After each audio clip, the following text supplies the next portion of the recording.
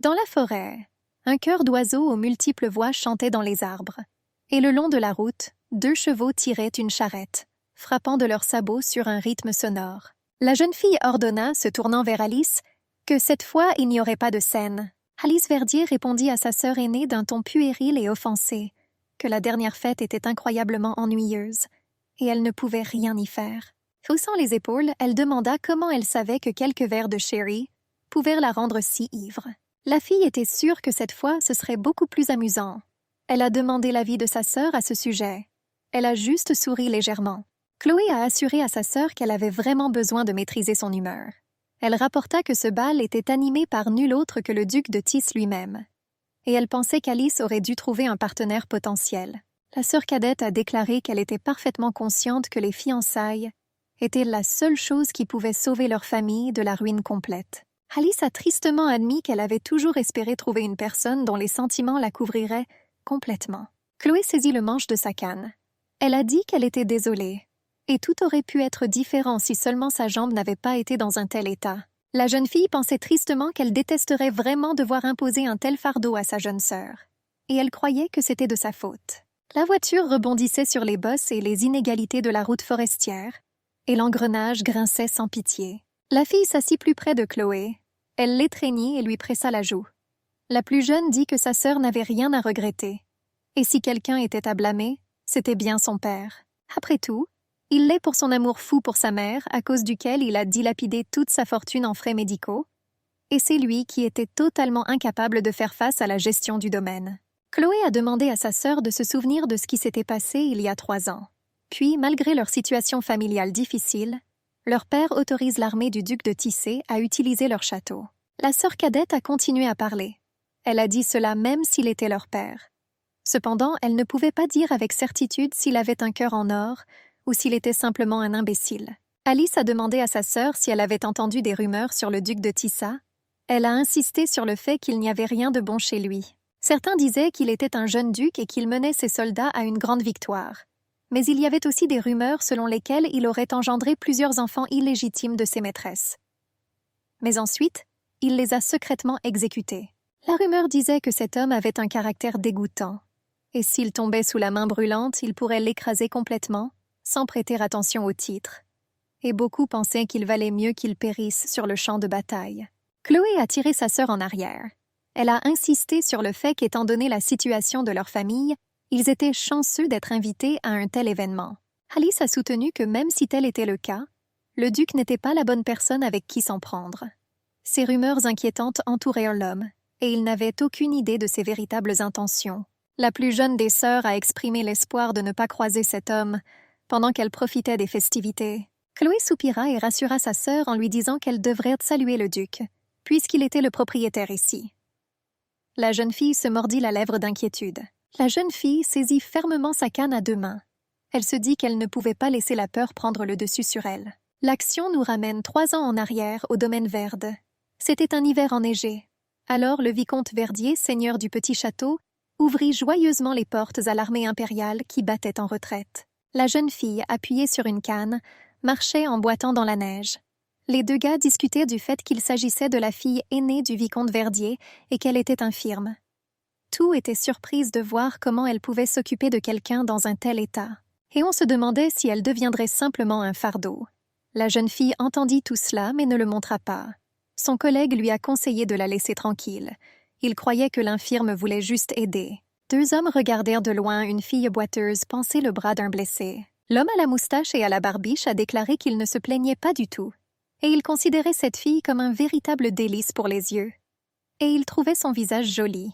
Dans la salle, un dîner préparé et refroidi depuis longtemps attendait la jeune fille. Un jeune domestique entra.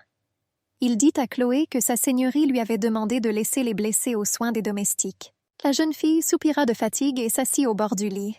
Elle réalisa qu'elle avait inquiété son père. Mais elle a également pris conscience de sa responsabilité envers les blessés.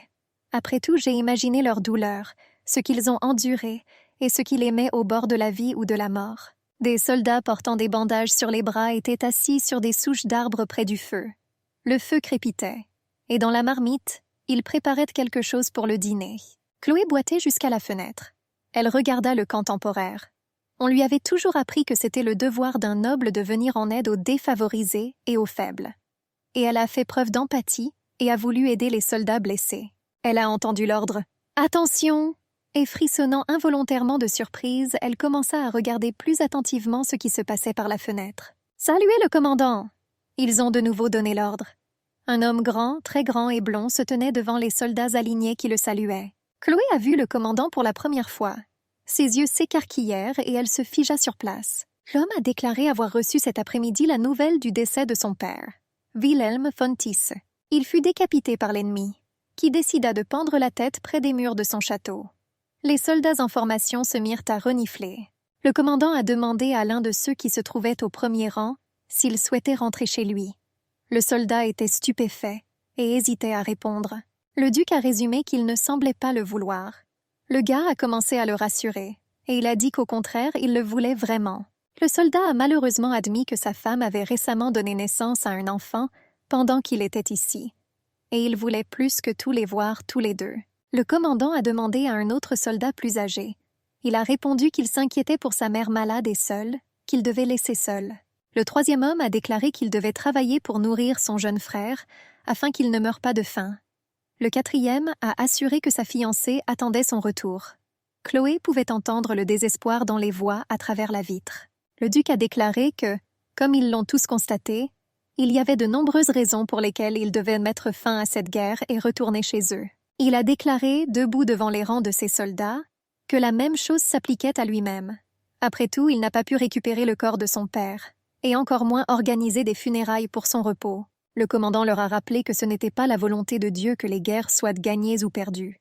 C'est pourquoi il a refusé de battre en retraite. Le duc affirmait qu'il ferait tout pour mener ses soldats à la victoire. Et finalement, il était convaincu que c'était une question de fierté et de dignité pour la maison Tissé. C'est le discours de Demian von Tysse devant les soldats de l'armée impériale dont il était le commandant. Chloé se tenait à la fenêtre. Son cœur battait vite. Désormais, Demian von Tysse avait toute son attention. Et le jeune duc dit aux soldats que c'était désormais à eux d'incarner leur désespoir et leur mélancolie, qu'il lui montrait en action. Les gens dans les rangs ont levé la main en signe de son soutien et de son accord. Et la fille aux fenêtres était submergée d'émotion. Elle a été surprise de voir comment le commandant a instantanément réussi à remonter le moral des soldats, et elle le considérait comme une personne plus remarquable qu'elle ne l'avait imaginé. Dehors, dans la neige du soir, des rangées de soldats blessés ont salué leur commandant en criant « Tysse !» Le duc était satisfait de l'impression produite. À un moment donné, il a levé les yeux et a vu une fille debout à la fenêtre, regardant tout avec intérêt, ayant perdu sa vigilance et sa maîtrise de soi. Chloé fut instantanément effrayée, réalisant qu'elle avait été négligente, succombant à une curiosité instinctive et oubliant le tact et l'éthique. La jeune fille s'est brusquement éloignée de la vitre et a négligemment fait tomber une soucoupe du rebord de la fenêtre sur le sol. Elle s'assit sous le mur et se couvrit la bouche avec sa main, se reprochant que leurs regards venèrent de se croiser. Prenant un peu de courage, elle décida de jeter un dernier coup d'œil par la fenêtre. Le duc quittait déjà rapidement ses soldats au milieu de leurs cris enthousiastes. Chloé tomba à genoux sur le sol. Elle expira les émotions qu'elle avait vécues et tenta de calmer la tempête de sentiments qui avait surgi. Elle a admis qu'elle ne pourrait jamais faire quelque chose comme ça, après avoir appris le décès de son père. La jeune fille commença à prier à genoux. Elle a demandé aux puissances supérieures de permettre à ses soldats de rentrer chez eux, pour qu'ils puissent prendre soin de leurs proches. Le commandant se dit qu'il espérait que l'angoisse de ses soldats porterait ses fruits au combat. Chloé regarda si quelqu'un était là. Elle pensa qu'elle devrait se dépêcher et revenir avant que tout le monde ne se réveille. Elle marchait en boitant dans le couloir, mais soudain une voix masculine l'appela. « Lady Chloé ?» La fille s'est arrêtée. Gilles, un jeune domestique du manoir, la rattrapait. La canne de la jeune fille a glissé et la jeune fille elle-même a trébuché. Chloé commença à tomber, mais le gars l'a adroitement attrapée par la taille. La jeune fille, souriante, le remercia de l'avoir sauvée. Gilles se demandait où elle allait si tôt le matin. Il croyait que, hier soir encore, Monseigneur lui avait demandé de rester dans sa chambre. La jeune fille a assuré qu'elle aimerait cueillir des herbes médicinales dans la forêt. Elle sourit et lui montra le panier. Le gars a assuré qu'il pouvait le faire lui-même pour la maîtresse. Chloé a dit qu'il ne savait pas ce qu'il ferait s'il collectait des herbes vénéneuses comme la dernière fois, effrayant tout le monde. Gilles était confus et embarrassé. La jeune fille lui a assuré qu'elle serait plus calme si elle ramassait elle-même les herbes. Le gars a dit, partageant l'opinion de la maîtresse, que c'était peut-être le cas.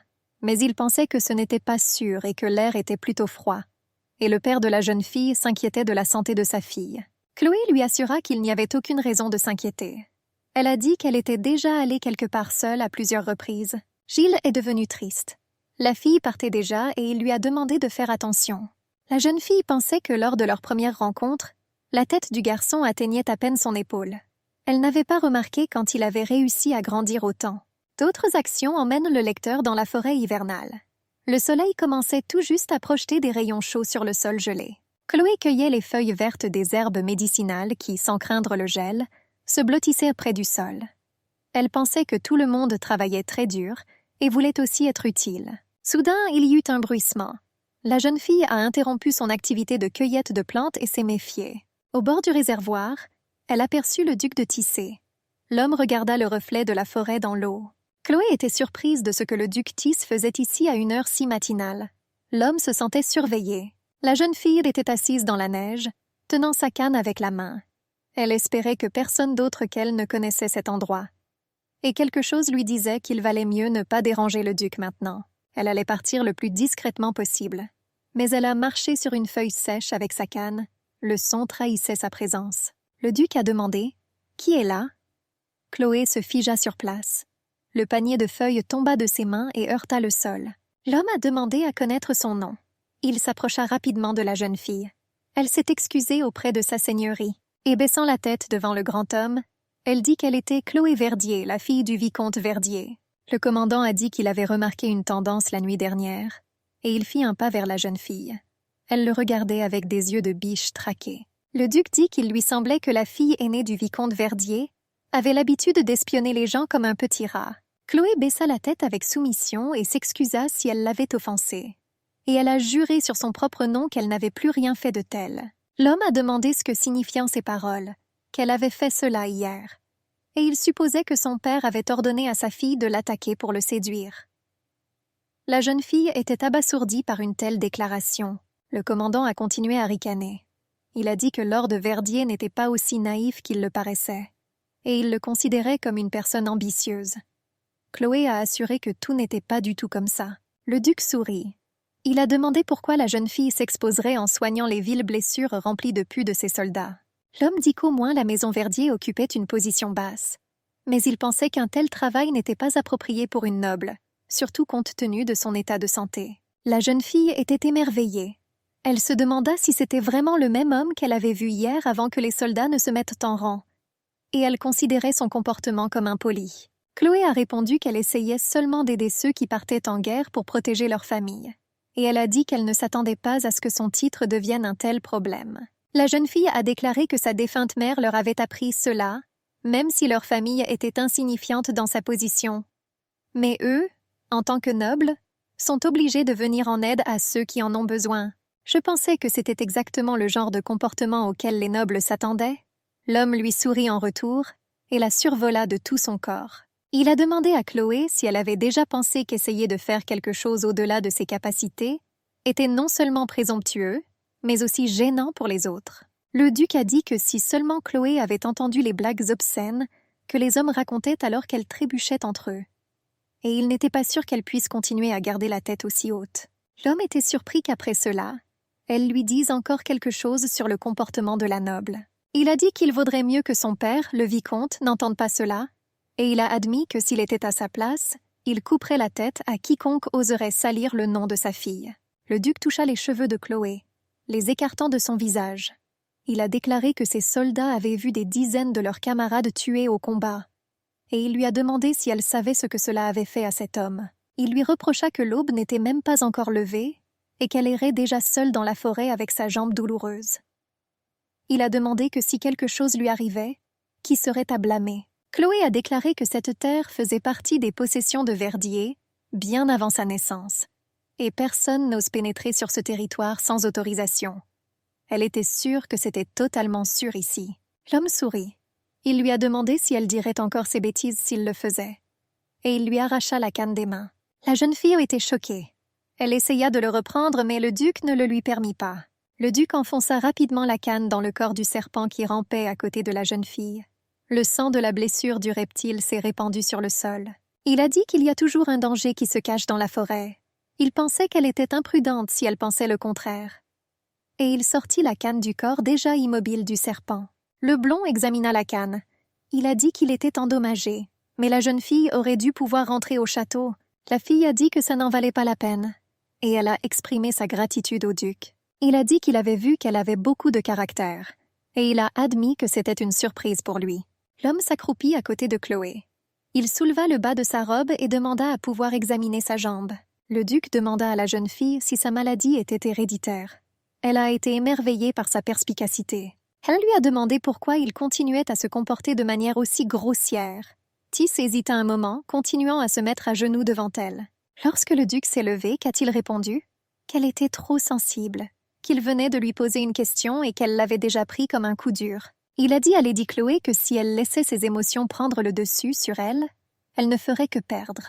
La jeune fille leva la tête et regarda droit dans les yeux du duc et dit qu'elle n'était pas un soldat et qu'elle n'était plus en guerre. Sa seigneurie lui a assuré que la vie était une bataille continue, et cela concernait particulièrement les gens comme elle. Chloé a répondu que c'était peut-être le cas, mais elle pensait que ce n'était toujours pas une raison pour fouiller dans sa vie. Il a répondu qu'il voulait seulement lui donner des conseils.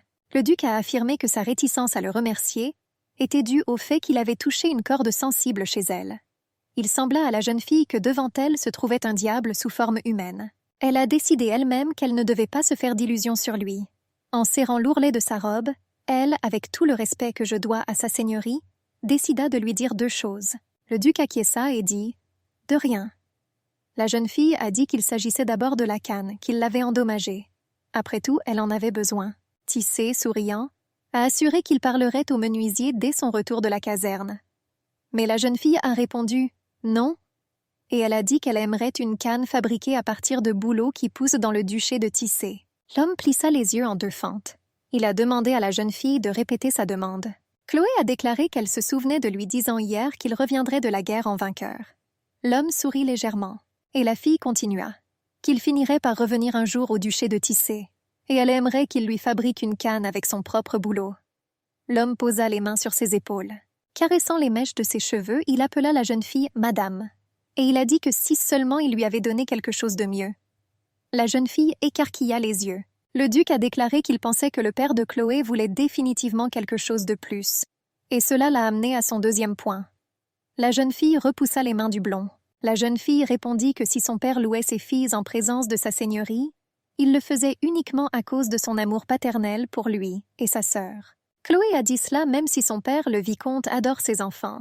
Mais il n'était pas coupé de la vie au point d'oublier que le casemate Verdier n'était pas comparable à la situation de la maison Tisse. La jeune fille a déclaré que le duc n'était pas le seul à préférer ne pas s'impliquer avec une femme inférieure. Elle était sûre que cela s'appliquait à absolument tous les hommes. Le duc a froidement demandé à Chloé de garder son autodérision pour son journal. La jeune fille a répondu que lorsqu'il s'agissait de la vérité, il ne pouvait y avoir aucune humiliation. Elle se tourna et s'éloigna du duc en boitant.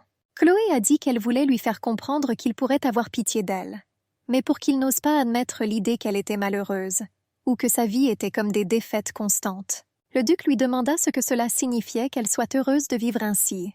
La fille s'est arrêtée. Il a dit que rien ne changerait jamais dans sa vie. Chloé a dit qu'elle était heureuse, qu'elle aime vivre une vie paisible et immuable dans le lieu où elle est née pour le reste de ses jours. À ces mots, les yeux du duc s'écarquillèrent. Elle a insisté sur le fait que c'était du bonheur pour elle. La jeune fille ne se souvenait pas bien de la façon dont elle était revenue au château après l'affrontement avec le duc de Tisse. Mais elle se souvint que tout le long du chemin, le vent froid du matin l'enveloppait comme un serpent qu'elle aperçut ensuite dans la forêt. Notre héroïne était allongée dans son lit. Son visage était brûlant. Gilly s'approcha et dit à la dame que le duc Tisse et ses hommes venèrent de quitter le château. La jeune fille la remerciait de lui avoir fait savoir. Beaucoup de temps s'est écoulé avant que Chloé ose retourner dans cette forêt. Les événements nous ramènent au présent. Les filles arrivèrent au palais. Ils montèrent les marches menant à l'entrée principale, bordées d'un coûteux tapis rouge. Les sœurs entrèrent dans le château de la maison de Tissé. Alice dit qu'elle ne pouvait pas croire que ce château était utilisé uniquement pour les plaisirs du duc, et seulement pendant 1 saison par an. Elle pensait que c'était tout simplement ridicule. La sœur instruisit la plus jeune de manière instructive. Alice soupira bruyamment et dit qu'elle était déjà fatiguée. Mais ensuite, ils se tournèrent vers elle. La jeune fille a été surprise par la rencontre. Elle a dit que c'était merveilleux de revoir Lord Cormier. L'homme sourit en réponse à la salutation. Le seigneur lui tendit la main et lui demanda s'il aurait l'audace d'inviter Alice Verdier au prochain bal. Elle répondit qu'elle accepterait sa proposition avec plaisir. Et comme si elle s'en souvenait par hasard, la jeune fille a présenté l'homme à sa sœur Chloé. Le seigneur s'inclina poliment. Et Chloé a dit que c'était un grand honneur pour elle de le rencontrer. Il a assuré que lorsqu'il s'agissait de rencontrer sa sœur Lady Alice, c'était plutôt un honneur pour lui. Le gars a dit que peut-être lui et elle pourraient se danser plus tard, mais quand il aperçut la canne, il s'arrêta net. Le gars s'est senti mal à l'aise et a commencé à se gratter l'arrière de la tête d'un air perplexe. Chloé répondit, sortant le seigneur de cette situation délicate, que la vue de tous ces beaux couples dansant lui faisait plaisir à elle seule. Et elle a assuré en souriant qu'elle appréciait vraiment une telle attention de sa part. Les musiciens ont joué un autre air de danse entraînant au violon. Chloé regardait Lord Cormier et sa sœur danser en s'amusant. Elle était heureuse que tout le monde semble avoir oublié la scène qu'Alice avait provoquée la dernière fois. Elle pensait que le comte Cormier pourrait être un bon parti pour Alice. Après tout, elle n'avait jamais entendu personne le mentionner d'une manière dégoûtante. Et ses intentions lui semblaient sincères. La jeune fille se sentait heureuse. Et elle se demandait si cela signifiait qu'elle devait adresser des mots de gratitude au duc Tissa. Chloé pensait qu'elle préférerait l'éviter si possible. Mais vu de l'extérieur, cela peut paraître discourtois. Elle se demandait pourquoi diable il les avait invités ici. Tout cela pourrait être dû au fait que leur père l'avait aidé il y a des années, comme Alice le lui avait dit. Mais Chloé se souvenait des paroles prononcées par le duc dans la forêt. L'homme lui a alors demandé s'il lui était venu à l'esprit qu'essayer de faire quelque chose au-delà de ses capacités était non seulement arrogant, mais aussi stupide, car cela créait des désagréments pour les autres. Chloé réalisa que le duc ne ressemblait pas à un homme qui appréciait la gentillesse. Il y avait du brouhaha et du bruit partout. Et Chloé pensait qu'il y avait un espoir que le duc de Tis ait complètement oublié qui elle était. Elle resserra sa prise sur la canne à deux mains. Un homme descendait les escaliers. Les gens dans la salle ont commencé à chuchoter et à bavarder. Il y eut des cris isolés disant que c'était le duc qui lui demandait de regarder là-bas. La jeune fille entendit des pas et des cliquetis d'armes à côté d'elle. Sans lever les yeux, elle se releva en chancelant et salua sa grâce le duc de Tissé. L'homme a déclaré que beaucoup de temps s'était écoulé depuis leur dernière rencontre. Il dit qu'il se souvenait très bien de Lady Chloé de la maison Verdier. Le duc a déclaré qu'il était grandement redevable à son père, le vicomte, pour son aide il y a 3 ans. Il a insisté sur le fait qu'il aimerait le remercier personnellement, mais il était trop occupé pendant tout ce temps. Les invités ont regardé le couple. L'homme a exprimé sa gratitude pour avoir accepté son invitation. Chloé baissa la tête et dit à sa seigneurie que c'était un honneur pour eux d'être ici. Tis a dit que s'il n'en demandait pas trop, il pourrait alors demander à la fille de danser. La jeune fille le regarda avec perplexité. Les invités commencèrent à murmurer ce qui se passait dans la tête de sa seigneurie, et ils se demandaient comment il avait pu ne pas remarquer que cette fille avait une canne. Certains pensaient que la jeune fille avait fait quelque chose qui pourrait provoquer de l'hostilité dans la maison Tis, et se sentaient désolés pour la pauvre. Chloé a dit à sa seigneurie qu'elle lui présentait ses plus sincères excuses. La jeune fille a dit qu'elle avait peur de ne pas être assez douée pour être sa partenaire de danse, et je me suis dit qu'il n'avait pas changé du tout depuis. Le duc demanda si la jeune fille refusait parce que trop d'autres hommes l'avaient déjà invitée et qu'il devrait attendre son tour. Il a dit que si tel était le cas, il espérait qu'elle n'essaierait pas de le refuser de cette façon, lui assurant qu'il aimerait beaucoup danser avec elle. La jeune fille plaça ostensiblement la canne devant lui et appuya sa main dessus. Un autre homme se précipita vers eux. Au lieu de saluer, il a reproché à Damian d'avoir encore torturé une jeune femme innocente. Le blond demanda s'il ne voyait pas que la pauvre fille était sur le point de fondre en larmes. Ce n'était autre que Johans, le premier prince du royaume Swangon. Il a dit que la jeune fille avait déjà rejeté la proposition du duc, et il lui assura que ce n'était pas très gentleman de continuer à la harceler en insistant. Le prince demanda sournoisement au duc s'il avait vraiment oublié toutes ses manières, alors qu'il était sur le champ de bataille. Damian a déclaré qu'inviter une belle femme à danser n'était pas une violation de l'étiquette. Le duc a assuré au prince que Lady Chloé n'était pas du genre à pleurer facilement. Johans posa la main sur l'épaule du duc, et il s'est excusé auprès de la fille au nom de son cousin pour avoir été si impoli avec elle. Chloé baissa simplement la tête en silence. À un moment donné, la jeune fille releva la tête. Il a dit à son Altesse qu'elle pensait que sa seigneurie se préoccupait uniquement du fait qu'elle pourrait rester sans gentleman jusqu'à la fin du bal. Chloé a demandé au prince de retirer ses excuses. Johannes était étonné. Il dominait la jeune fille. Et elle était étonnée de voir à quel point elle était une jeune femme intelligente. J'ai demandé quel était son nom. Elle répondit qu'elle s'appelait Chloé Verdier, qu'elle était la fille aînée du vicomte Verdier. Le prince posa sa main sur l'épaule de Chloé. Elle chancela même sous son poids. Et il a dit qu'il aimerait rencontrer le vicomte personnellement. Il a dit qu'il était intrigué par l'homme qui pouvait élever une si belle fille pour qu'elle soit si courageuse. Chloé s'inclina à ses pieds. Elle a demandé pardon à son Altesse, et elle a dit qu'aujourd'hui elle était ici avec sa sœur cadette et non avec son père. Mais ensuite, la jeune fille pensa soudain qu'elle n'avait pas vu Alice depuis un certain temps. Et maintenant, j'aimerais savoir où elle est allée. Elle essaya de retrouver sa sœur parmi les danseurs, mais en vain. Chloé pensait qu'elle n'était pas là depuis si longtemps. Le prince rit et lui demanda de lui présenter sa sœur plus tard, car en ce moment il était un peu occupé. Johannes, en riant, appela le duc à l'accompagner en lui faisant un signe de la main invitant. Et il lui a demandé de retirer cette expression sombre de son visage. Le cœur dans la poitrine de notre héroïne s'emballait, accélérant les pulsations de tout son corps. Les émotions qui l'ont submergée ont pris le dessus sur elle. Elle essaya de comprendre où sa sœur Alice aurait pu aller, et elle espérait vraiment ne plus avoir de problème. Le duc demanda à Lady Chloé où était allée sa sœur. La jeune fille frémit de partout. Elle a répondu que la salle de bal était si immense qu'elle ne pouvait tout simplement pas la voir, et elle allait immédiatement aller la chercher. La jeune fille a presque pleuré d'inquiétude pour sa sœur cadette. Le duc sourit.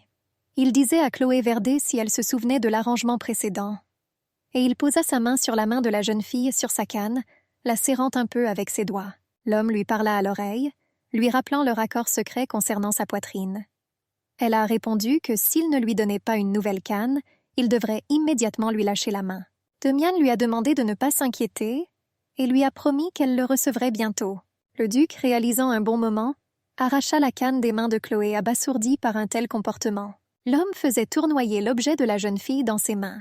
Il fut surpris qu'elle s'en achète un nouveau.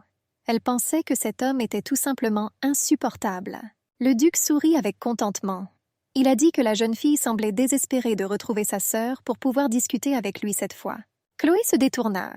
Elle pensait que ce serait mauvais si elle était à nouveau ivre et avait des ennuis ou se sentait mal. Le duc exhorta la jeune fille à l'accompagner. Il lui tendit la main, paume vers le haut, lui offrant son aide dans ses recherches. Il reconnaissait que son château était vaste. C'est pourquoi, en tant que maître, il entreprit de l'emmener partout. Le duc demanda à la jeune fille s'il marchait trop vite. Elle lui répondit que tout allait bien. Il remarqua que Chloé semblait avoir pas mal d'habitude à marcher seule. Et il a supposé que cela avait dû être terriblement douloureux. La jeune fille lui serra la main, s'accrochant pour marcher. Elle a dit que Monseigneur était trop gentil avec elle. Le blond sourit. Il a dit qu'elle avait toujours un esprit combatif ou peut-être qu'elle était devenue plus expérimentée. Chloé tremblait. Elle attrapa l'homme plus fort. Et elle pensait que si seulement elle n'avait pas permis au duc de prendre sa canne, elle n'aurait plus de nouvelles de lui, maintenant. Le couple marchait le long d'une allée de jardin pavée de pierres. Damian remarqua que le vent était devenu plus fort ici. Il a demandé à sa compagne qui lui avait mis ses bijoux. Chloé s'est excusée de lui avoir demandé à nouveau. Mais l'homme attendait sa réponse. La jeune fille, regardant ses pieds, a admis qu'elle avait fabriqué les bijoux elle-même. Le duc a déclaré que cela ne le surprenait pas, et il pensait que c'était un désastre total. Chloé lui a demandé de lui rendre sa canne. Il a répondu qu'il n'était pas sûr que cela en valait la peine. Damian a déclaré avoir été informé qu'une jeune fille avait été vue courant avec enthousiasme dans cette direction. Et il a dit qu'il avait le sentiment que ça pourrait être la sœur de Chloé. Notre héroïne s'est souvenue d'Alice. Et comme elle lui a conseillé de ne pas s'impliquer dans des ennuis, elle l'a simplement supplié. Ils entendirent des soupirs langoureux à proximité et s'arrêtèrent. Chloé était terrifiée. Sa sœur Alice serrait un homme dans ses bras. Il l'embrassait partout où il voulait et elle le lui permettait, appréciant ses caresses. Damian était étonné, même s'il paraissait réservé. Et Chloé était juste confuse. Alice repoussa la brune. Elle lui a ordonné de partir, et elle a dit qu'il le tuerait s'il l'attrapait. Et il a répondu qu'il donnerait volontiers sa vie ici même. Elle lui a demandé s'il vous plaît, l'appelant par son nom Eddie. Chloé était émerveillée. Elle se souvenait de la conversation avec sa sœur. Elle a avoué avoir rencontré l'autre jour, lors d'une fête de village, un gitan. Et il était tellement intriguant en lui disant qu'il s'appelait Eddie. Alice dit rêveusement que maintenant elle brûlait de tout l'espoir de le revoir.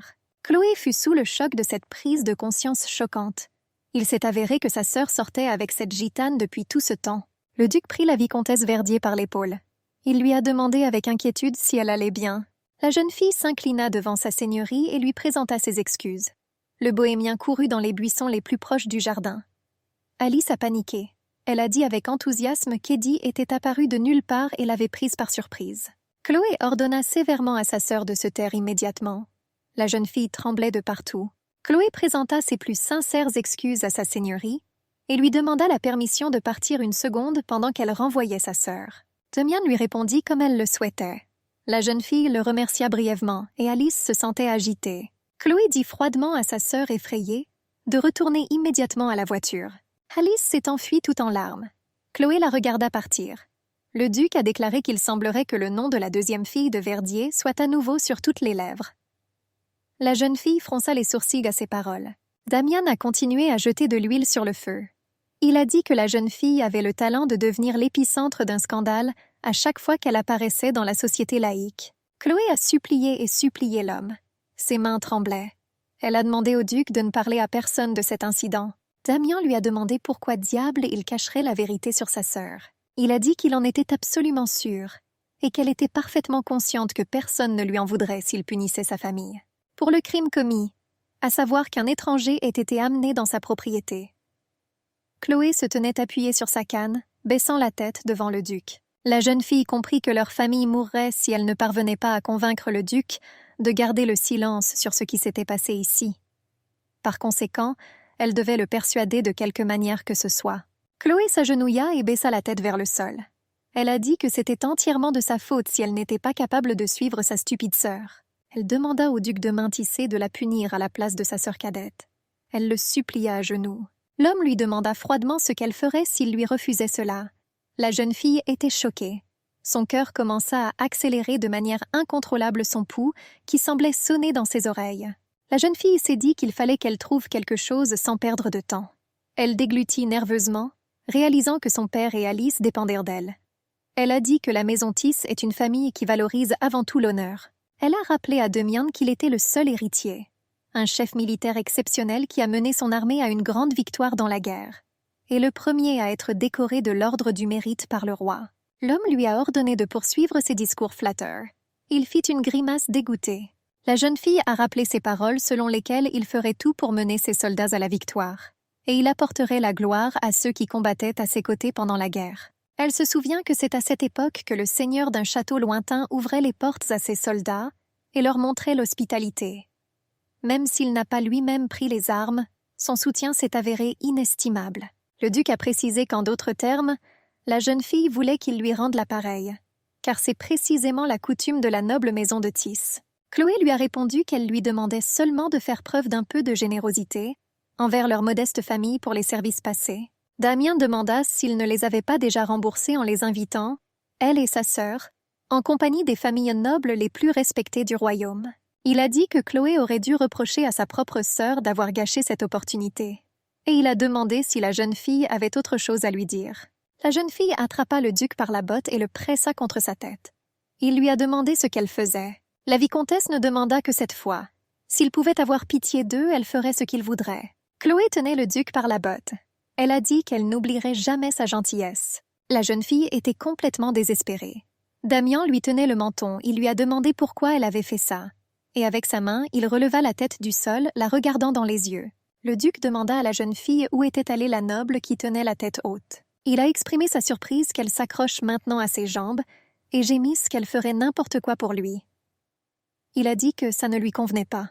Les bruits aigus des explosions et le ciel du soir illuminé par des étincelles ont annoncé le début du lancement du feu d'artifice. Le duc devina que la raison pour laquelle Chloé le suppliait à genoux était le mariage de sa sœur. Il comprit que c'était le seul espoir de sauver la situation de leur famille. Le mariage de sa sœur ou de sa sœur devait avoir lieu avec un riche noble. Et c'était censé être un mariage de convenance. Si Alice s'était mariée, le problème aurait été résolu. Elle avait plus de chance pour cela. Jeune, en bonne santé et belle. Damian a demandé à Chloé ce qui se passait dans sa vie personnelle. J'ai été surpris qu'elle ne se soucie pas du tout d'elle-même. La jeune fille a répondu qu'elle ne se souciait pas d'elle-même. Elle a assuré que c'était un bonheur pour elle de voir des personnes qui lui sont chères entourées de soins. Le duc lui demanda si elle était prête à faire n'importe quoi dans ce but. La jeune fille a répondu qu'elle était prête à tout mettre en œuvre. L'homme fronça les sourcils. Il pensait que c'était intéressant. Il a dit qu'il aurait alors dû réfléchir à ce que Chloé pourrait faire pour lui en retour. Entre-temps, il lui conseille de retourner au domaine Verdier. Il lui caressa la joue.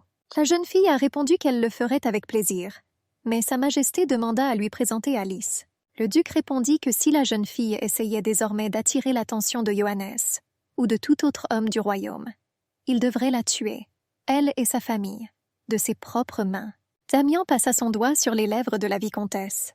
Il a dit que sa générosité avait ses limites. L'homme a ajouté qu'il déconseillait de visiter cet endroit avec des personnes en qui elle n'avait pas confiance. Il disait que les amoureux visitent souvent ce jardin pour s'adonner à leur passion. Il a dit cela seulement si elles ne s'attendaient pas à ce que de telles rumeurs se répandent à leur sujet. Ils auraient dû en sortir séparément. Chloé resta assise seule sur l'herbe du jardin, à réfléchir. Elle tremblait légèrement. Elle serra les lèvres et pensa après le duc quel genre de scélérat il était. Chloé s'est assise sur la chaise de son père dans le bureau et a écrit une lettre. À son Altesse Sérénissime le duc Demian Ernst Fantis. Monsieur le duc, j'écris avec l'espoir que la lettre vous trouvera en bonne santé. 3 mois se sont écoulés depuis mon retour de la ville exquise de Svan, où l'air est saturé du délicat parfum parfumé des roses. On parle d'un mariage entre ma sœur Alice et le monsieur qu'elle a rencontré au bal ce jour-là. Notre famille est incroyablement heureuse, parce que c'est un homme noble aux principes moraux élevés. Je suis bien conscient que ce sont tous les fruits de votre générosité. Après avoir longuement réfléchi à la manière dont je pourrais remercier votre gentillesse, je suis arrivée à la conclusion que... La jeune fille s'arrêta et relut ce qu'elle avait déjà écrit, et elle jugeait la dernière phrase superflue. C'était 3 mois plus tard au domaine Verdier en été. Chloé se demandait comment le reformuler tout en conservant sa dignité, tout en exprimant sa gratitude envers le duc. La porte grinça et Gilles apparut sur le seuil. Le gars a dit à Lady Chloé qu'il lui avait apporté des collations. La jeune fille le remercia brièvement pour son inquiétude. Elle a demandé à la servante comment allait Alice. Il a répondu que la jeune fille était sortie peu de temps le matin, mais qu'elle n'avait plus quitté la pièce depuis. Gilles a également rapporté que la jeune femme refusait de manger, se plaignant de douleurs au ventre. Il posa le plateau sur la table, faisant teinter un peu les plats. Chloé a demandé si sa sœur avait encore rencontré cette gitane, se rappelant comment elle les avait vus dans une étreinte passionnée alors dans le jardin du duc. Le gars a dit qu'il ne le pensait pas. Il lui semblait que Lady Alice avait mûri depuis. Chloé était d'accord avec lui. Après tout, elle aurait dû tout réaliser plus sérieusement, compte tenu de ses fiançailles avec le comte Cormier. Chloé considérait le comte comme un homme bon. Il occupait également une position élevée dans la société. Elle espérait vraiment, et était presque sûre que sa sœur Alice serait heureuse avec lui. En fin de compte, il conviendra mieux à une fille noble qu'à un clochard gitan. Gilles s'adressa à madame. Et si Lady Alice se mariait, qu'il avait peur que Chloé se retrouve complètement seule. La jeune fille était surprise que le domestique s'inquiète autant pour elle. Il s'est excusé et a déclaré que cela ne le regardait bien sûr pas. Chloé a insisté sur le fait qu'elle ne se sentirait pas seule. Après tout, elle l'avait toujours, Gilles. Elle l'a remercié pour son inquiétude. Le serviteur était déjà prêt à s'incliner. Mais Chloé l'a arrêté. Il a dit que puisqu'il était déjà là, pourquoi ne jetterait-il pas un œil à sa lettre? Et elle dit qu'elle écrivait pour remercier le duc Tissé de l'invitation au bal. Mais elle sentait qu'il manquait quelque chose au message. Chloé savait que le duc était plutôt irritable. Par conséquent, peu importe ce qu'elle écrit, il trouvera toujours des défauts. Gilles commença à relire sa lettre. Le gars a répondu que s'il avait un si mauvais caractère, il ne serait probablement pas moins en colère s'il ne recevait pas cette lettre à temps. Un homme a fait irruption dans la porte. Il essaya de dire quelque chose à sa chère Chloé, mais il ne parvenait pas à reprendre son souffle à cause de la course rapide et des émotions qui l'envahissaient. Son père lui a dit de se préparer. Après tout, c'est en ce moment même le duc de Tis lui-même qui se dirige vers leur domaine. Il y avait un sourire sur le visage de l'homme. L'homme a dit que le duc venait chasser avec eux. Chloé était abasourdie. Son père lui a dit que, comme elle le savait, leur forêt était pleine d'animaux sauvages. La jeune fille commença à trembler légèrement. Elle ne comprenait pas pourquoi le duc avait parcouru un si long chemin pour chasser. Le vicomte Verdier a déclaré qu'il n'en avait eu connaissance que récemment, et il semblait qu'il arriverait plus tôt que prévu. Et notre héroïne sentit à nouveau le froid du serpent au-dessus d'elle. L'homme a déclaré qu'étant donné la passion du duc pour la chasse, il n'était pas surprenant qu'il soit si pressé de venir ici. Le vicomte, accompagné de sa fille aînée et de serviteurs, sortit à la rencontre des invités. Il salua sa seigneurie. Il a assuré que c'était pour lui un grand honneur de le recevoir ici. L'homme a exprimé l'espoir que la chaleur torride ne fatigue pas trop le duc, et lui a demandé comment il allait. Le duc Tissé remarqua que le vicomte avait beaucoup moins de serviteurs qu'auparavant. Il répondit avec confusion qu'il y avait eu une mauvaise récolte ces dernières années. Chloé a dit que malheureusement le château était toujours en désordre. Après tout, ils ont reçu la nouvelle de son arrivée trop tard. Mais elle a insisté sur le fait que tout avait été fait pour rendre son séjour ici confortable. Le duc répondit qu'il se souvenait de ces paroles, qu'un noble qui ne connaît pas l'hospitalité ne mérite pas son titre. Le château du vicomte Verdier accueillit le duc avec son hospitalité. Le duc lui-même était assis en bout de table. Le vicomte exprima l'espoir que sa seigneurie leur pardonnerait. Il a demandé pardon que sa plus jeune fille ne les rejoigne pas, parce qu'elle ne se sentait pas bien. Damian, souriant, a exprimé l'espoir que rien de grave n'était arrivé à la jeune fille. Le vicomte le remercia pour son inquiétude. Le vicomte exprima sa gratitude au duc pour ce magnifique repas qu'il leur avait préparé.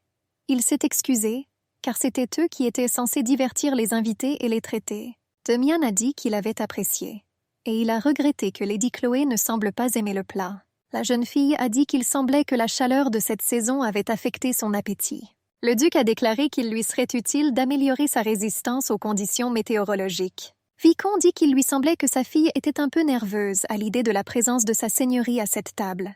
Il a dit que sa fille aimait tellement la forêt qu'on pouvait la voir dormir avec un livre à l'ombre. Le duc a déclaré que si tel était le cas, alors la jeune fille devait bien connaître la région. Le propriétaire du château a déclaré que tout était ainsi. Vicomte a assuré qu'il ne serait pas exagéré de dire que la forêt menant aux montagnes était son jardin personnel. Il s'est souvenu d'un incident au cours duquel elle est tombée gravement malade au retour d'une promenade. Et pourtant, après tant de souffrance, elle a continué à aller dans la forêt. Le duc n'arrivait pas à y croire. Et le vicomte rappelle que c'est à peu près à la même époque que sa seigneurie, et les soldats séjournent avec eux au château de Verdier. Gilles versa de l'eau propre à la dame dans son verre. Il a demandé à madame si elle allait bien, et il a dit qu'elle avait l'air mal. Chloé a remercié le domestique pour l'eau. Le duc a dit que si Lady Chloé aimait tant la forêt, il aimerait lui demander de l'accompagner à la chasse demain. Le vicomte soupira et dit qu'elle ne dérangerait sa seigneurie qu'à cause de son état, et il a demandé la permission de trouver quelqu'un qui serait plus utile à la chasse. Mais Domina l'a interrompu, et il a dit qu'il aimerait entendre l'opinion de Lady Chloé. Notre héroïne a saisi le bas de sa robe avec ses mains. La jeune fille savait qu'il n'y avait qu'une seule réponse à la question du duc. Chloé répondit que si sa seigneurie permettait à son serviteur de conduire le cheval, elle l'accompagnerait volontiers pour chasser dans la forêt. Damian lui a répondu « Non ». Le duc a dit qu'elle était sa dame. Et donc Chloé montra avec lui sur son cheval. Il a insisté sur le fait que, comme elle l'avait elle-même compris, il n'était pas habitué à suivre les autres. À l'heure dite, notre héroïne était prête à partir à la chasse. Elle portait un modeste tailleur-pantalon. Le duc la rencontra non loin des écuries. Damian a fait un geste et a encouragé verbalement la jeune fille à le rejoindre. Chloé doutait que ce soit sécuritaire. Après tout, elle ne faisait auparavant que des promenades tranquilles à cheval, mais n'avait jamais chassé.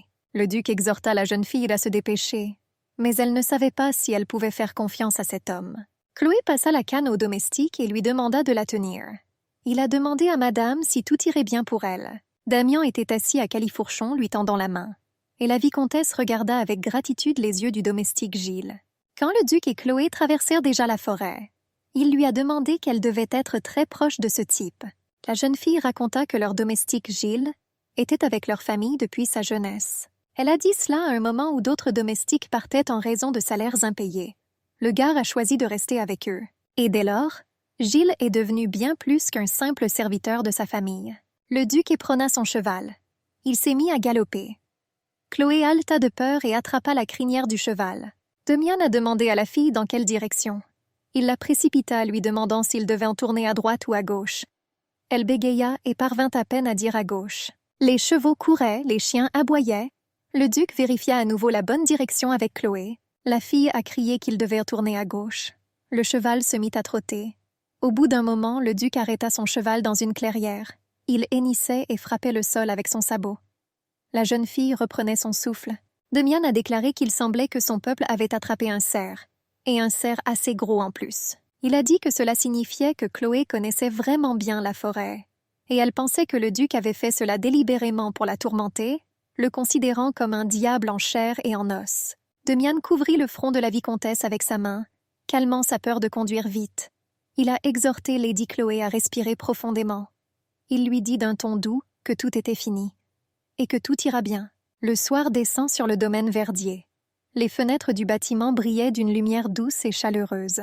Chloé a dit qu'elle enverrait chercher un médecin dès l'aube. Le vicomte fut alarmé lorsqu'il entendit parler du médecin. Il a demandé à sa fille ce qui s'était passé. La jeune fille répondit que Monseigneur avait été blessé en chassant. Elle a déclaré qu'il avait été attaqué par un animal sauvage et que sa blessure devait donc être examinée par un spécialiste. La plus jeune fille du vicomte demanda à Monseigneur s'il était gravement blessé. Le duc a déclaré qu'il avait été blessé alors qu'il le poursuivait à pied. Il a admis que chasser à cheval ne lui procurait pas le frisson qu'il souhaitait. Le duc plongea sa fourchette dans le steak de poisson. Alice lui dit que si sa blessure était petite, Chloé pourrait la recoudre. Elle a réprimandé sa sœur pour s'être vantée. Mais la jeune fille continua son discours. Elle a présenté ses excuses à l'invité que sa famille n'avait pas d'analgésique sous la main. Alice a dit que dans ce cas, le duc devrait endurer de la douleur. Chloé a assuré à sa seigneurie que le médecin aurait fait un bien meilleur travail de ce genre. Mais sa sœur cadette lui a assuré que maintenant que l'été était arrivé, des dizaines de villageois tombaient chaque jour malades à cause d'une intoxication alimentaire.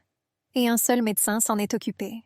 Damien s'essuya le visage après avoir mangé, et il a assuré qu'il ne voulait certainement pas retirer une ressource aussi précieuse aux habitants de leur domaine. Après tout, il n'était qu'un invité ici. Le duc demanda, se tournant vers Chloé, si elle trouverait difficile de le regarder après le dîner. L'aîné des sœurs était sûr qu'il serait plus sage de faire venir une personne plus compétente. Le propriétaire du manoir a également pensé qu'il était plus sage de le faire. Et il demanda à l'invité important la permission d'envoyer chercher le médecin sur le champ. Damien lui répondit qu'il y a plusieurs années, lorsque ses soldats séjournaient dans ce château, la vue de Lady Chloé soignant leurs blessures l'avait profondément marqué. Il a dit qu'il croyait que la fille s'en sortirait aussi cette fois-ci. Le vicomte était étonné et rayonnait de joie que le duc se souvienne de cela. Le duc s'assura, en regardant Chloé, qu'il n'avait oublié aucun détail de ce qui s'était passé sur ces terres. Un peu plus tard, notre héroïne marchait dans le couloir. Elle se sentait comme une prisonnière conduite à la potence. Dans ses mains, elle portait des antiseptiques et des outils. Damien feuilletait le livre lorsque la jeune fille frappa à sa porte. Lorsqu'elle entra timidement, l'homme lui dit qu'une simple demande ne devait pas inspirer une telle horreur. Lady Chloé demanda au duc de lui montrer sa blessure. Il était assis, les pieds sur le lit. Il a répondu « Pourquoi n'examinez-vous pas vous-même sa blessure ?» La jeune fille s'assit sur le pouf. Elle a répondu que dans ce cas, il aurait dû au moins retrousser ses manches. Levant les yeux du livre, le duc a exprimé sa confiance dans le fait que Chloé est capable de beaucoup. La jeune fille a déclaré qu'avec tout le respect que je lui dois, il était indécent pour une femme célibataire comme elle de toucher le corps d'un homme. Le duc de Mian était émerveillé par ses principes démodés. Le livre est tombé par terre. Il a dit qu'elle avait peut-être raison et a commencé à déboutonner sa chemise. Bientôt, l'homme jeta ses vêtements sur le sol, exposant son torse. Chloé était choquée. Demian a dit à la jeune fille qu'il savait qu'il lui serait peut-être difficile de résister, mais il pensait qu'il vaudrait mieux qu'elle ne le regarde pas avec étonnement. Le visage de la vicomtesse rougit. Elle pensait qu'elle n'avait pas demandé au duc d'enlever sa chemise, mais elle rassembla bientôt sa volonté et traita la plaie avec un antiseptique avec confiance. Chloé a prévenu l'homme qu'il pourrait être blessé. Il lui répondit qu'il voulait qu'elle le fasse souffrir le plus possible. Il a rappelé que la jeune fille avait déjà déclaré que son mentor était médecin. La jeune fille l'a confirmé. Le duc supposait que cela devenait utile dans de tels cas. Chloé tenait déjà une aiguille et du fil dans ses mains. La jeune fille a dit qu'elle avait vraiment appris un peu de médecine grâce à lui. Mais c'était une direction complètement différente de celle qu'elle utilisait actuellement. Le duc était curieux de savoir ce que c'était. Chloé répondit que la broderie lui était désormais plus utile pour suturer la plaie. Le duc rit. Il a dit que c'était la première fois de sa vie qu'il considérait la broderie comme une activité utile. Chloé était d'accord avec lui. L'homme lui a posé des questions sur sa sœur cadette. Organise-t-elle encore des réunions d'amour secrètes la nuit tombée? La jeune fille était abasourdie. La vicomtesse a demandé au duc de s'abstenir de parler pour le moment. Après tout, il aurait dû être aussi calme que possible. Mais il a continué à insister pour obtenir une réponse à sa question. Chloé a dit que depuis cette nuit, sa sœur avait réalisé son erreur. Et grâce à Monseigneur, on parla d'un mariage entre elle et le comte Cormier. Elle a exprimé sa gratitude au duc pour cela. La jeune fille mettait un point de suture sur la peau. Damian a déclaré que s'il avait su que pour son silence, il serait récompensé par 3 mois de silence de sa part, il ne lui aurait jamais témoigné une telle faveur. Chloé a dit à sa seigneurie qu'il était très proche d'elle. Il a ignoré son appel mais a insisté pour obtenir une réponse à sa question. La jeune fille répondit en regardant par terre qu'elle lui avait écrit des lettres.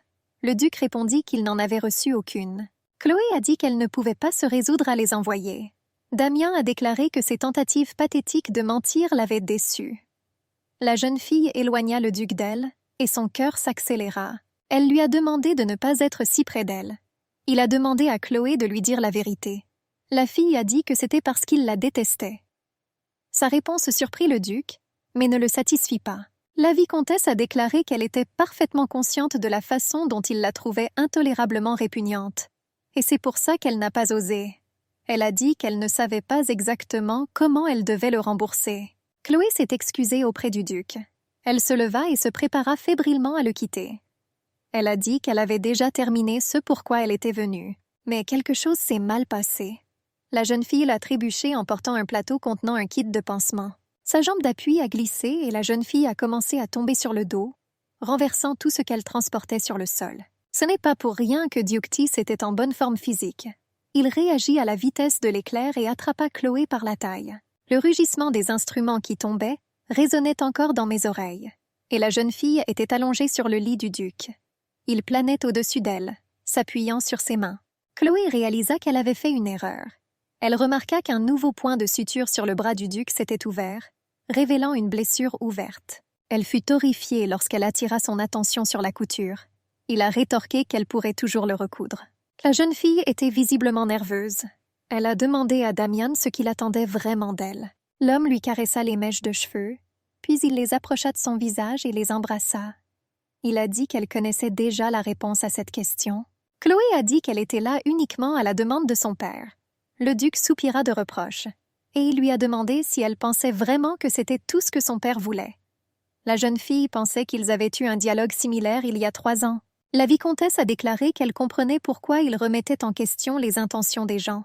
Après tout, il a appris à ne pas faire confiance aux autres sur le champ de bataille. La jeune fille, cependant, a assuré au duc que ses pensées selon lesquelles toutes les femmes du royaume voulaient désespérément l'épouser étaient une illusion égoïste. Damian rit, et notre héroïne n'a pas compris ce qu'elle lui disait de drôle. L'homme éclata de rire. Chloé pensait qu'il n'était vraiment pas lui-même. Après avoir ri, le duc proposa de tester sa théorie dans la pratique. Il tira la jeune fille par la main, l'aidant à se relever. Ils s'assirent au bord du lit. Damian a dit à la fille qu'elle pouvait déjà y aller car elle avait fait ce pourquoi elle était venue ici. Fermant les portes de sa chambre derrière elle, Chloé reprit son souffle et tenta de calmer son pouls accéléré, boitillant vers le miroir près de la coiffeuse. Elle se reprochait de s'être tourmentée auparavant en se demandant comment elle pouvait remercier une personne aussi terrible. Chloé ramassa les gants. Elle pensait que ce serait stupide de sa part de le lui donner. Bouillante d'émotion la submergeant, elle pensa qu'elle aurait dû prendre une aiguille plus épaisse pour le recoudre. Froissant les gants dans ses mains, elle les reposa sur la table. Chloé se dit de ne pas laisser ses émotions prendre le dessus sur elle. Après tout, grâce au duc, Alice a rencontré le comte Cormier. Notre héroïne se dirigea vers la fenêtre et l'ouvrit grande, profitant de la fraîcheur du soir. Chloé regarda le ciel étoilé du soir. Elle se rassura que lorsque sa sœur Alice se marierait, leurs affaires commenceraient à s'améliorer et que tout irait bien. Dans la matinée, il y a eu du tumulte à l'hôtel Verdier. Le duc Tissé s'est une nouvelle fois distingué par sa créativité. Surprenant. Alice a demandé à sa sœur si elle était sûre que le duc s'était blessé au bras et non à la tête. Le vicomte demanda nerveusement à sa seigneurie s'il avait bien entendu. Damian a bu du thé. Il posa la tasse sur la soucoupe, et il répéta ses paroles, en les paraphrasant légèrement, qu'il proposait en mariage à la fille du vicomte, Lady Alice Verdier. Les filles et leur père furent étonnés d'une proposition aussi inattendue, et non moins inattendue de la part du duc. Le vicomte fut le premier à se maîtriser. Il rit et dit que des négociations étaient déjà en cours pour un mariage entre sa fille et le comte Cormier. Le comte Tissé répondit que cela ne changeait rien à son désir d'offrir sa main et son cœur à la jeune fille. Souriant, Damian dit qu'il semblait qu'il n'était pas assez bien pour Lord Verdier. Depuis, il continue de tenir des propos déplacés. Un silence inquiétant régnait dans le salon. Alice se détourna et fronça nerveusement l'ourlet de sa robe. Le propriétaire du domaine a déclaré à sa seigneurie que ce n'était bien sûr pas le cas. Le père de famille a déclaré que, quelle que soit son opinion, il devait respecter les souhaits de sa fille. Le duc reposa la tasse vide. Il a dit qu'il était sûr d'un tel besoin, et il a annoncé un délai de réflexion de 3 jours. Il se leva, se préparant à quitter le salon. Damien ajusta les poignets de ses manches, et il a dit qu'en attendant, il allait rester dans sa propriété à proximité. Il en riant, et il a exprimé l'espoir qu'ils examineraient attentivement sa proposition. Alice était allongée face contre terre sur le lit. Elle a dit qu'elle n'avait jamais voulu être duchesse. La fille pleurait et reniflait. La plus jeune des sœurs a dit à l'aînée qu'elle comprenait parfaitement et réalisait quelle opportunité c'était pour elle. Chloé se tenait à côté d'elle, essayant de la réconforter. Elle se demanda à quoi pensait le duc, et pourquoi a-t-il fait une offre aussi inattendue. Mais ensuite elle se souvint de ses paroles sur la mise en pratique de sa théorie. La sœur caressa le dos de la plus jeune. La sœur a dit avec confiance à Alice qu'elle n'était pas du tout obligée d'être d'accord si elle ne le voulait pas, et elle a promis de parler à son père. La jeune fille se retourna et, appelant sa sœur, ne trouva rien à lui dire, mais la serra simplement sincèrement dans ses bras. Alice a demandé si soudainement quelque chose n'allait pas et qu'elle ne pouvait pas se marier. Que pourrait-il leur arriver alors? Après tout, maintenant que le duc a proposé, cela mettra fin à la relation avec Cormier. La fille essayait toujours de dire quelque chose, mais Chloé lui a demandé de ne pas pleurer et a promis que tout irait bien pour eux. Elle a assuré à sa sœur cadette qu'un certain temps passerait et qu'elle recevrait de nombreuses demandes en mariage. Je lui ai demandé de ne pas s'inquiéter et d'être patiente encore un peu. Les chaussures d'Alice étaient enlevées et se tenaient à côté de son lit. La jeune fille dit timidement qu'elle était amoureuse d'Eddie. Chloé a répondu à sa sœur que cet homme, mais elle l'a plongée dans la stupeur en déclarant qu'elle portait un enfant de lui sous son cœur. Alice, confuse, demanda à sa sœur ce qu'elle devait faire maintenant. Les larmes coulaient sur le visage de la jeune fille. Déjà tard dans la soirée, notre héroïne était assise sur le lit de sa chambre. Elle ne parvenait pas à se sortir de la tête la conversation avec sa sœur. Elle avait mal à la tête et elle se frotta le front. Et devant les yeux de la jeune fille se trouvait le visage confus et taché de larmes de sa sœur Alice. Chloé pensait que tout cela aurait pu arriver, parce qu'elle et son père lui avaient imposé un fardeau insupportable. Et c'était le prix de leur égoïsme. La jeune fille a décidé que dans ce cas, elle devait à tout prix empêcher ce mariage. Elle décida qu'elle devait d'abord en convaincre leur père. Matinée à l'hôtel Verdier. Le vicomte fut surpris du lever matinal de Chloé et était déjà venu lui parler du mariage d'Alice. La fille a dit qu'elle y avait pensé. L'homme a dit que lui aussi y avait pensé toute la nuit. Vicomte baissa la tête et dit que la perspective même qu'Alice épouse un représentant de la maison Tisse lui plaisait, mais en même temps l'inquiétait. La fille m'a demandé de lui expliquer ces mots. L'homme disait que la maison Tisse était une famille qui valorisait la noblesse, et cela signifiait qu'il ne renverrait jamais Alice, même s'il trouvait son caractère ou son comportement inapproprié. Et le duc Tissé savait certainement quel sort cruel attendait une femme divorcée dans leur royaume. Chloé posa la tasse sur la soucoupe. Elle dit à son père qu'elle avait quelque chose à lui dire. Le vicomte, voyant l'indécision de sa fille, était également excité. Chloé jouait avec l'ourlet de sa robe indécise. Un Gilles excité fit irruption dans leur chambre sans rien demander. Il informa Lady Chloé et Lord Verdier qu'Alice avait disparu. L'étonnement était sur les visages des proches. Le vicomte fut le premier à reprendre ses esprits. Il s'approcha du serviteur et lui demanda pourquoi il l'avait obtenu. Le type lui tendit un morceau de papier plié. Il a dit qu'il l'avait trouvé dans la chambre d'Alice. L'homme demanda avec impatience de le laisser regarder. Et il prit le papier et commença à le lire couramment. Vicomte lisait à haute voix et Chloé s'appuyait sur sa canne et l'écoutait. À mon père bien-aimé et à ma très chère sœur. Un peu plus tard, la jeune fille s'est assise sur le lit et l'a relue elle-même, regardant l'amour sans limite de son père pour sa mère. Grâce à vous, j'ai appris que le véritable amour peut vaincre la maladie et la mort. Les larmes de Chloé tombèrent de façon incontrôlable sur le papier. Parce que vous êtes la preuve vivante du pouvoir de l'amour, et la preuve pour moi qu'il n'y a pas d'amour interdit. Maintenant, je renonce au nom de Verdier et je vivrai comme Alice. Je m'excuse auprès de mon père, ne me pardonne pas un acte aussi égoïste. Chloé, je suis désolée. J'espère qu'un jour j'aurai l'occasion de faire amende honorable. Après avoir lu, le vicomte chancela et tomba, s'effondrant directement au sol. Saint, même si je suis une fille ingrate, sache que je le pense quand je dis que je t'aime. Avec le cœur lourd et 1000 excuses. Alice. Le matin, Chloé s'assit à côté du lit de son père malade. Après l'avoir lu, il était toujours allongé dans son lit. Il s'adressa à sa fille avec des mots gentils, et il lui a demandé si elle était au courant de cette situation avec sa sœur. La jeune fille était assise, les yeux baissés, devant son père. Il y avait une photo de toute leur famille sur la table de nuit. Chloé répondit qu'elle devinait vaguement qu'il y avait un homme qui n'était pas indifférent à Alice. Le vicomte reprochait à sa fille de ne pas l'avoir prévenue. Et cela signifiait qu'elle n'approuvait pas la relation de sa sœur cadette. Et même si elle le trouvait désagréable, alors cet homme était un voyou bon à rien. Chloé répondit que si Alice s'enfuyait avec lui, malgré ses objections, alors elle était sûre qu'il devait être un homme digne. La jeune fille posa la main sur celle de son père.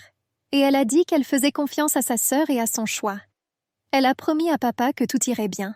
Et elle lui a demandé de se concentrer sur un prompt rétablissement. Elle dit que tout ce qui concernait le duc de Tissé, elle demandait qu'on lui le donne. Elle dit en souriant à son père qu'elle allait lui parler franchement et à cœur ouvert comme des adultes aristocratiques. Lorsque notre héroïne a quitté son père, elle a retrouvé Gilles. Et elle a demandé au gars s'il avait intentionnellement laissé Alice partir. Chloé a dit qu'elle le savait dès le moment où il leur avait apporté la lettre. Après tout, un homme n'entrerait jamais dans sa chambre sans autorisation. Le domestique a dit qu'il ne voyait pas l'intérêt de lui cacher cela. La jeune fille lui a dit qu'elle lui était reconnaissante d'être à ce moment-là à côté de sa sœur. Chloé a admis qu'elle-même ne savait pas quoi faire. Et maintenant, elle était reconnaissante envers Gilles d'avoir aidé Alice à s'échapper. La jeune fille était prête à accepter ce qu'elle avait fait. Elle a dit qu'il devait maintenant endurer courageusement le malheur qui leur était arrivé. Gilles appela Lady Chloé. Ses mains tremblaient. Le gars a exprimé l'espoir qu'elle ne se blâme pas pour ce qui s'est passé. La jeune servante lui a demandé de ne pas penser qu'elle devait en assumer la responsabilité. Les mains du gars étaient serrées en poing et tremblaient. La jeune fille a dit qu'elle ne savait pas comment vivre avec ces choses-là. Chloé comprit qu'elle était la seule personne capable à ce moment-là de s'occuper du domaine Verdier. Elle a assuré qu'elle trouverait certainement un moyen pour tous de survivre. Et elle a même accepté de faire un choix très dangereux.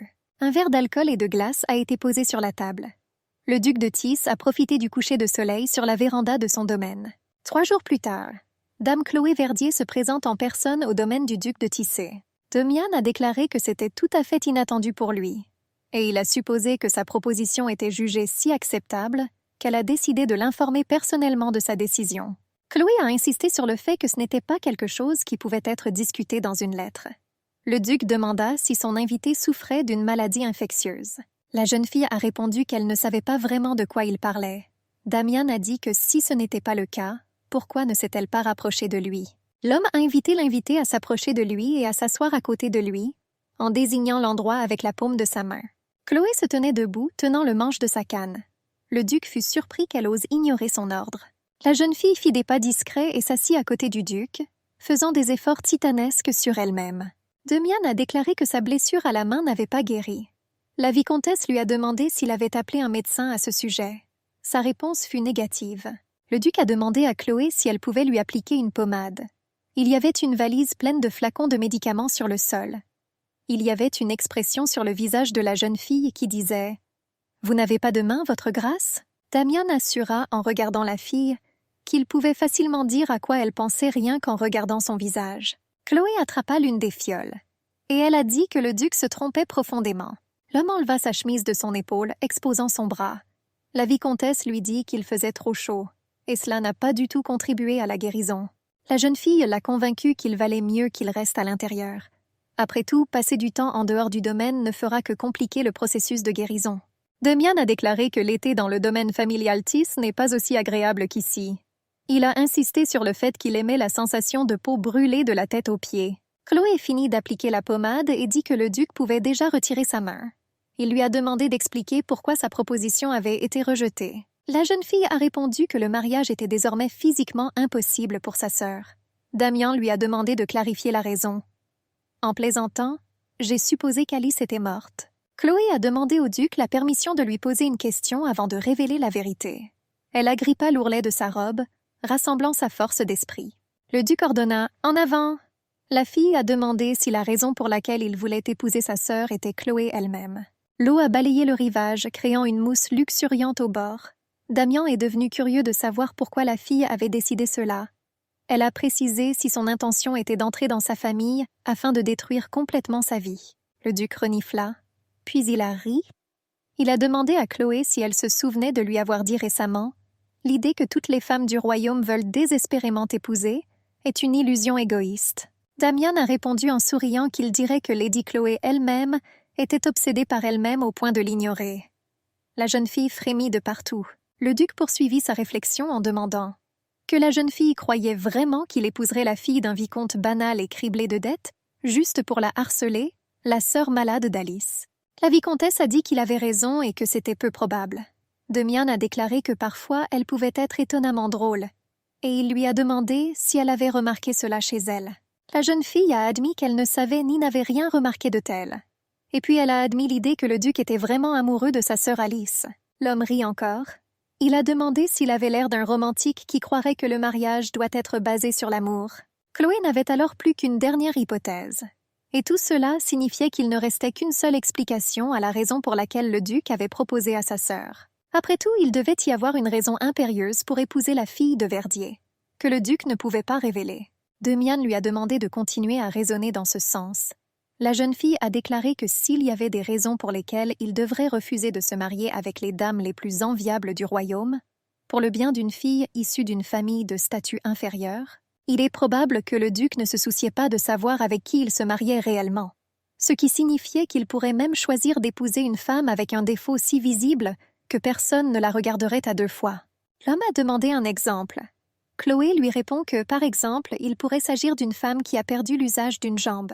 Et la jeune fille était sûre que si elle avait perdu ses deux jambes, elle serait peut-être devenue pour lui une épouse encore plus idéale qu'elle ne l'était maintenant. Le duc tenait Chloé par le menton. Il la regarda dans les yeux. À un moment donné, il l'a embrassée. La jeune fille agrippa le bas de sa robe avec ses mains. Damian enfonça sa langue dans la bouche de la jeune fille. Elle continua le baiser avec plus d'émotion. Chloé grimaça lorsque le duc se leva et commença à la dominer. Le duc s'écarta de ses lèvres, reprenant son souffle. La jeune fille lui saisit la main. Elle a demandé ce qu'il faisait. Chloé se détourna de l'homme. Il a dit qu'elle faisait toujours des remarques si tranchantes qu'il voulait savoir à quel point sa langue pouvait vraiment être pointue. Damian supposait que c'était une merveilleuse opportunité de découvrir si elle était capable de le concevoir comme héritier. Le duc continua d'embrasser le cou et le dos de la jeune fille par derrière. L'affection fut interrompue par une gifle retentissante de la vicomtesse. L'homme ne s'attendait visiblement pas à cela et resta prosterné, abasourdi pendant un certain temps. Chloé a reproché à sa seigneurie d'avoir fait une telle chose, alors qu'il n'avait même pas répondu à sa proposition. Elle a estimé que c'était un manque de respect flagrant. La vicomtesse inspira bruyamment. Pendant ce temps, l'homme se léchait les lèvres de manière prédatrice. Il a dit que c'était vraiment une véritable rebuffade. Damian se leva. Il a toutefois conseillé à la vicomtesse de se familiariser à nouveau avec les principes de la négociation. L'homme boutonnait sa chemise. Le duc de Miantissé a ordonné à l'invité de partir. Chloé n'a jamais réalisé quel effet elle avait obtenu avec sa visite. Quelques jours plus tard, notre héroïne était assise dans le salon de l'hôtel particulier de la famille Verdier. Les pensées dans sa tête étaient confuses. Elle toucha inconsciemment ses lèvres avec ses doigts. La jeune fille se souvenait de ce baiser du duc et sentait encore son goût sur ses lèvres. Une voix d'homme sortit la jeune fille de cette transe. Au début, il lui sembla que le duc l'appelait. Elle frémit. Mais c'est en réalité Gilles qui l'appelait par son nom. Il a demandé à Lady Chloé si tout allait bien pour elle, car il a remarqué qu'elle était trop pâle. La vicomtesse a assuré à la servante qu'elle allait bien, et elle a demandé où il s'était arrêté avec lui. Gilles a déclaré qu'après avoir envoyé un message de félicitations à l'occasion des fiançailles, la famille royale a continué à envoyer des cadeaux à Lady Alice. Il y avait donc encore un tas de charrettes dans le jardin, remplies à ras-bord de cadeaux. Gilles demanda à Milady la permission de lui demander comment se déroulaient ces négociations avec le duc et si elles étaient couronnées de succès. Chloé se demandait si sa supposition était correcte. Après tout, le prince Johannes est l'héritier officiel du trône royal. Mais il existait aussi un homme dont le pouvoir était égal à celui de la famille royale et qui était universellement respecté. C'était le duc de Tis. Elle pensait que la famille royale avait dû être ravie de la nouvelle que le duc, dont le pouvoir s'était accru de manière disproportionnée, épousait la fille d'un simple vicomte.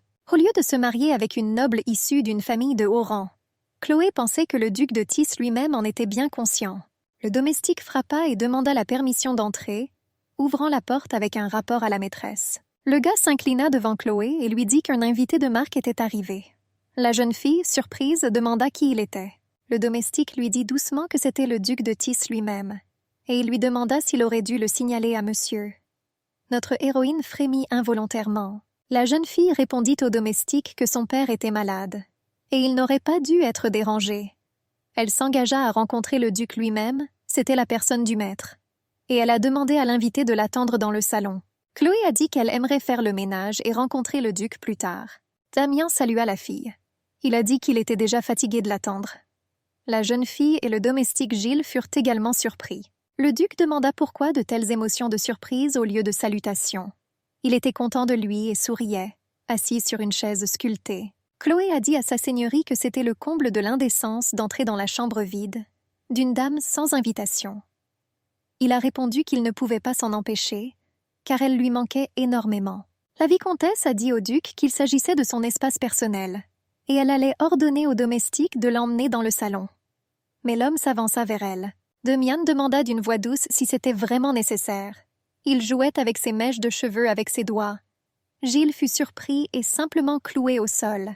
Le duc a dit à Chloé que leur relation atteindrait bientôt le point où ils n'auraient plus besoin d'intimité l'un avec l'autre. Le serviteur était abasourdi. Le duc a seulement remarqué le gars et lui a aboyé de sortir et de fermer la porte derrière lui. En actionnant la serrure de la porte, le serviteur Gilles supportait à peine les émotions qu'il avait vécues. Ses mains, les poings serrés, tremblaient. Le duc précise que ses bijoux se transmettaient de génération en génération dans la maison Tisse. Sur la table se trouvait une boîte contenant un collier et des boucles d'oreilles. Damian a déclaré que s'ils suivaient la tradition, ce serait sa mère qui aurait dû lui offrir ses bijoux, sa future belle-fille. Mais elle n'approuvait pas pleinement leur union. Chloé dit tristement qu'elle avait compris et que c'était ce qu'on attendait d'elle. Le duc fut surpris par sa réaction. Il lui a demandé si elle faisait semblant d'être calme ou si elle s'en fichait vraiment. La vicomtesse regardait le duc sous son front.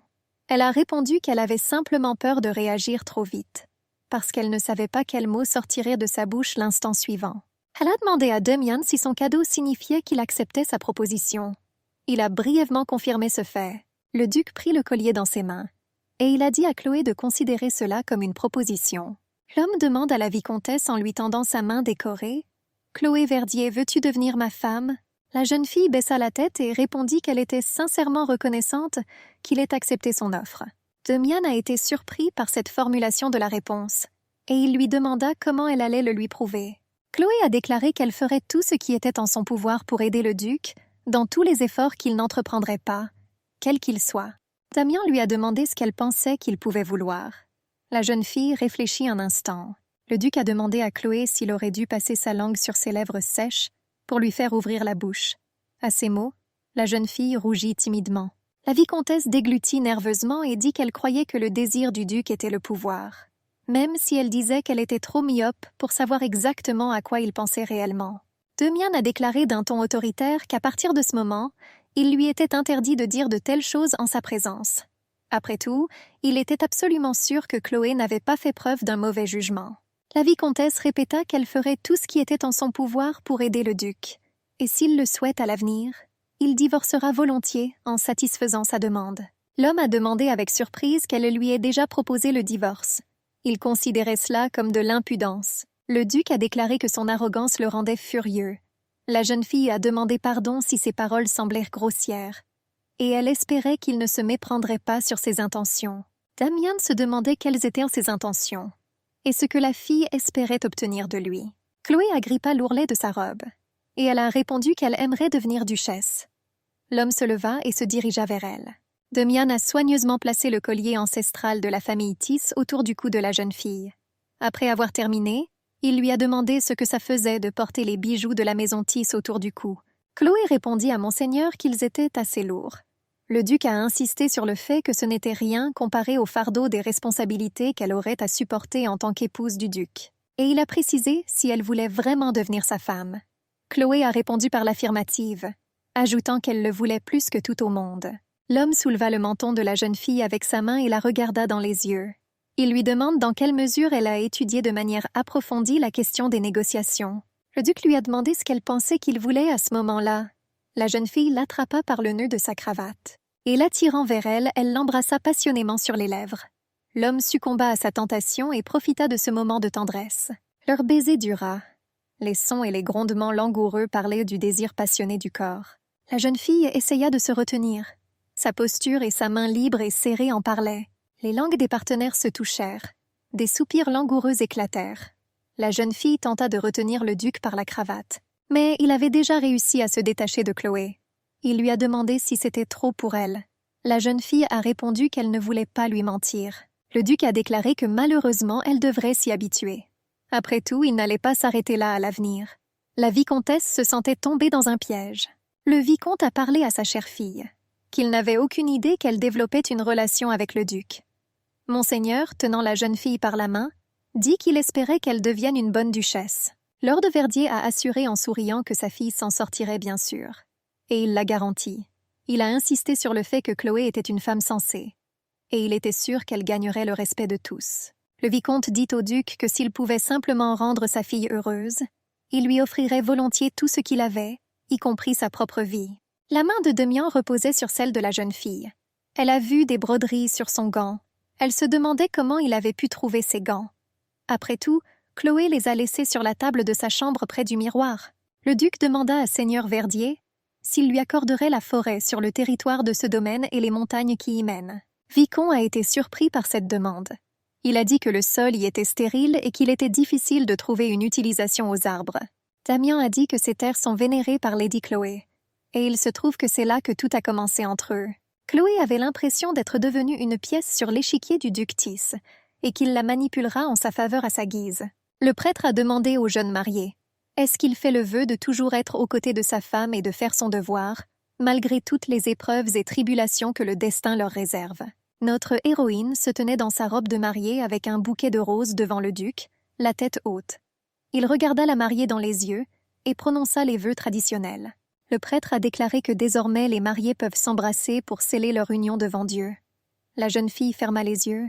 Le duc se pencha et l'embrassa sur la joue. Devant son regard surpris, il lui demanda ce qu'elle attendait d'autre de lui. Damian était surpris qu'elle attende autre chose de sa part. La déception était inscrite sur le visage de la mariée. Le père de la jeune fille se tenait au premier rang des invités. Il a applaudi et a dit que sa chère Chloé était magnifique. Et à côté de lui se trouvait le domestique Gilles au visage confus et triste. Le prêtre dit « Par la volonté du Seigneur Dieu, je vous déclare mari et femme. » Damian restait silencieux. Chloé était quelque peu alarmée par cela, car il y avait déjà une sorte d'idée sur le visage de son nouveau mari. Le duc hésita un peu et prit sa femme dans ses bras. Les félicitations ont afflué pour le duc et la duchesse. La jeune fille a demandé à son mari de la mettre à terre. Il lui a demandé si elle avait l'intention de traîner encore plus longtemps et l'embrassa tendrement sur la joue. Chloé étendit ses bras et les enroula autour du cou du duc. Son mari l'a félicité. Les gens de la ville racontaient que le duc avait quitté le domaine Verdier dès la fin de la cérémonie de mariage à l'église. Ils furent surpris qu'il s'enfuit sans même passer sa nuit de noces avec sa nouvelle épouse. Les résidents ont essayé de comprendre si cela signifiait que la duchesse passerait 3 mois complètement seule dans le domaine. Le serviteur Gilles entendit tout cela, mais n'y fut pas d'accord. Les titres du journal du Voile Rouge regorgèrent de nouvelles de sa vie personnelle. Vraiment, même le mariage ne pouvait pas éteindre la passion ardente du duc de Tis. Le duc récemment marié a été vu en train de s'amuser avec la marquise Isabelle. Les événements se sont déroulés dans un atelier de couture. Notre héroïne a appris dans les journaux la vie sociale active de son mari. Il y avait une marque de tristesse sur son visage. La couturière s'est approchée du client. Elle a promis à madame de tout réduire immédiatement en cendres. La jeune fille dit avec lassitude que ce n'était pas nécessaire. Elle posa le journal frais de côté sur la table, le couvrant de sa main. Et elle a ajouté que brûler du papier ne transformerait pas les rumeurs en cendres. Chloé a vérifié si la couturière avait fini de prendre les mesures. Et dans ce cas, j'allais tirer ma révérence. Elle a assuré qu'il devait encore discuter des matériaux et du design.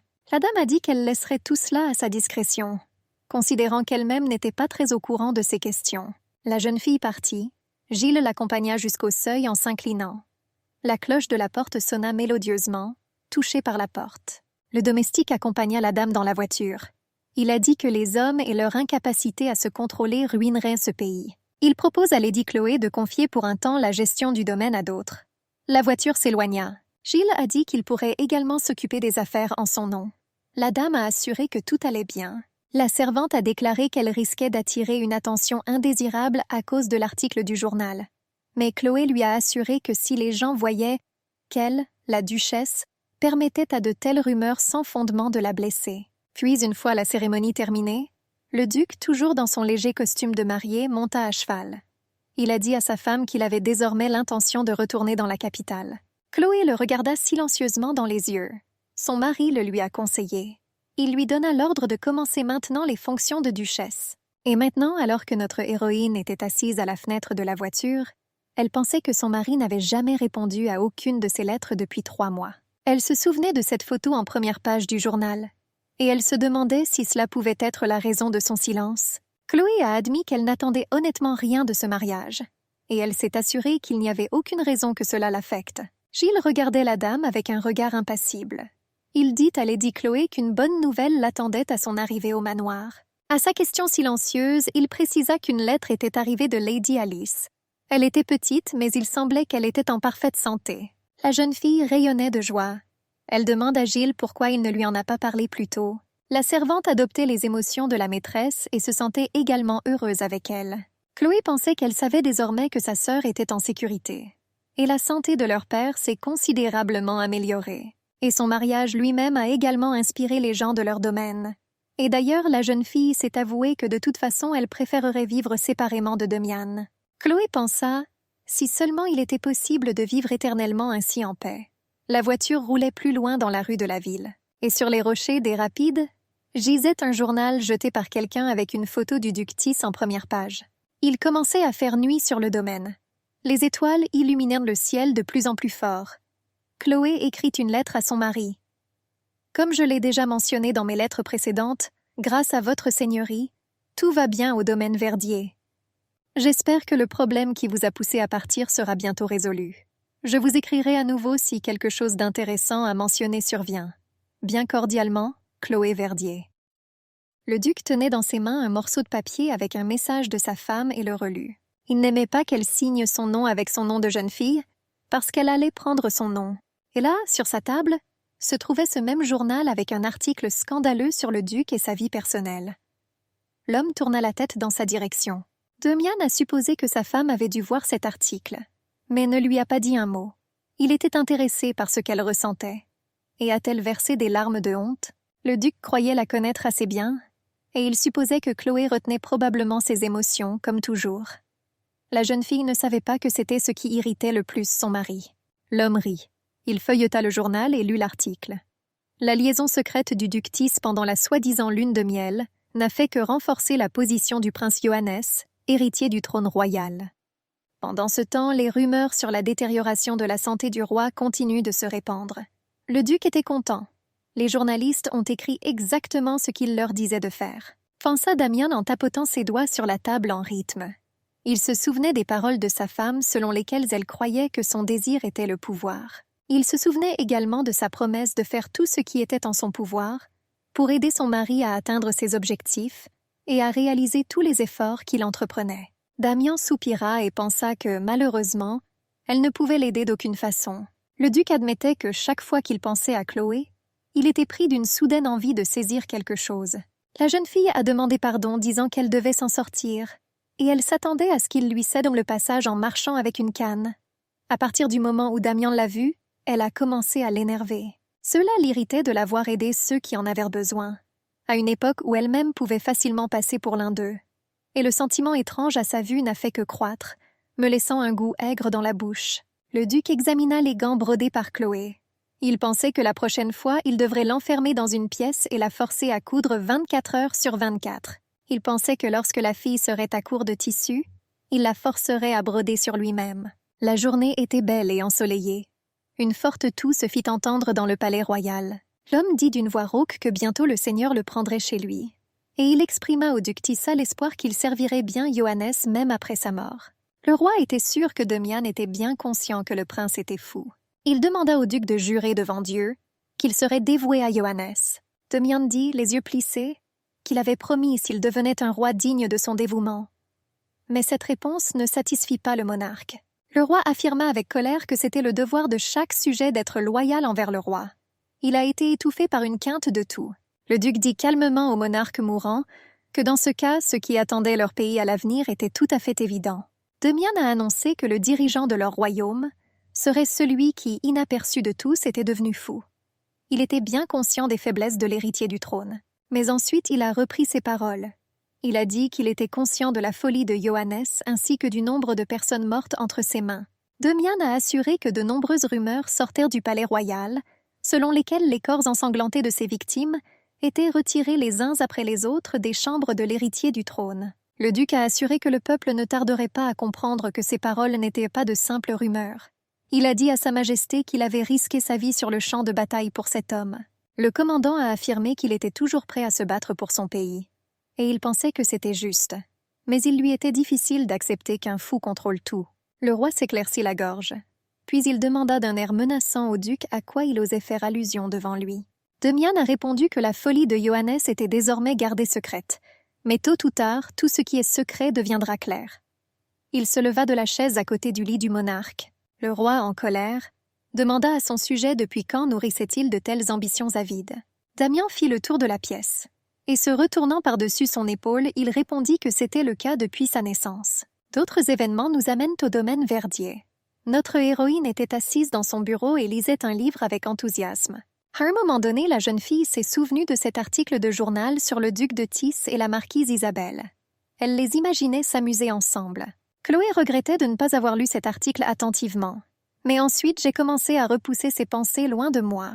Elle se dit qu'elle aurait dû l'oublier complètement. À un moment donné, le père de la jeune fille, Lord Verdier, est venu la voir. Il était de bonne humeur. L'homme tenait une enveloppe dans ses mains. Il annonça solennellement que la chère Chloé avait reçu une lettre de Monseigneur. La jeune fille frémit. Il lui semblait que son père s'inquiétait également des nouvelles scandaleuses du journal. Prenant l'enveloppe entre ses mains, elle pensa que Demian ne lui avait rien écrit depuis son départ pour la capitale. Elle s'assit confortablement sur une chaise et commença à lire un message de son mari. « À mon épouse bien-aimée, Chloé Van Tis. Attendez-moi au domaine de Tis, pour y exercer vos fonctions de duchesse. J'espère que vous attendez notre rencontre avec autant d'impatience que moi.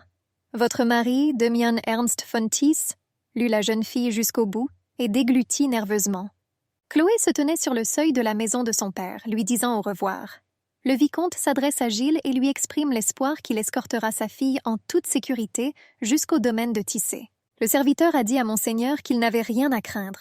Chloé l'a également confirmé, assurant à son père qu'elle n'était plus une petite enfant. L'homme posa les mains sur les bras de sa fille. Il lui a dit qu'elle et sa sœur Alice seraient toujours ses petites filles.